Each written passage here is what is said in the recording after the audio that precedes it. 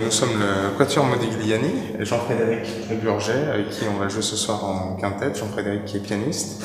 Donc on est très heureux d'être aujourd'hui ici à Bourg.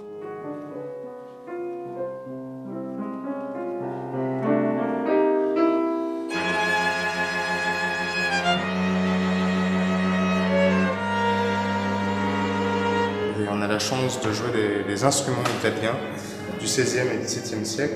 Donc moi je joue un instrument de 1706 de Matteo Goffrieder. C'est un instrument de Venise, donc Goffrieder qui était connu pour faire de grands violoncelles.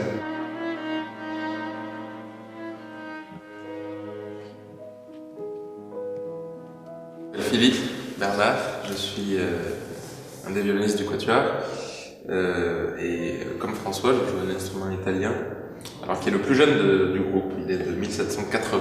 C'est un instrument qui a été fait par Jean-Baptiste Guadagnini, qui était un luthier quand même très connu pour ses violons notamment.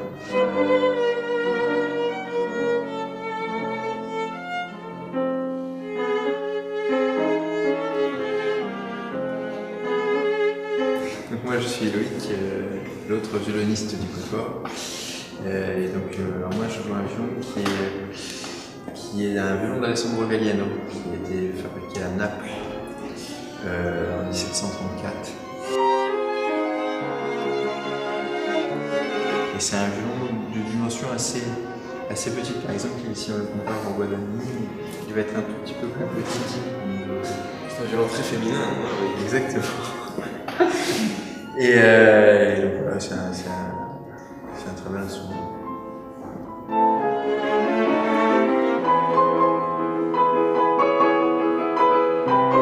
Je suis Laurent Marfin, l'alto, l'altiste du Quatuor Modigliani. Et l'alto que je joue, c'est un alto qui a 353 ans, qui a été fait à Brescia, en Italie, pareil, tous italiens. Donc de 1660 et par un luthier qui s'appelle Mariani et qui est issu d'une famille de musiciens de Pesaro en Italie. Et la petite particularité de cet instrument, c'est qu'à l'époque, ils étaient beaucoup plus larges à ce niveau-là, les instruments, les altos du moins. Ils ne s'appelaient pas alto, ils se jouaient d'une autre manière. Et on voit ici, il y a des petites découpes. Et pour resserrer un petit peu la forme vers le bas, pour qu'ils puissent y jouer, et être joué comme ça, de cette manière, plus aisément. Donc il devait être à peu près comme ça à l'époque, je pense. Donc voilà, ouais, il a été retravaillé.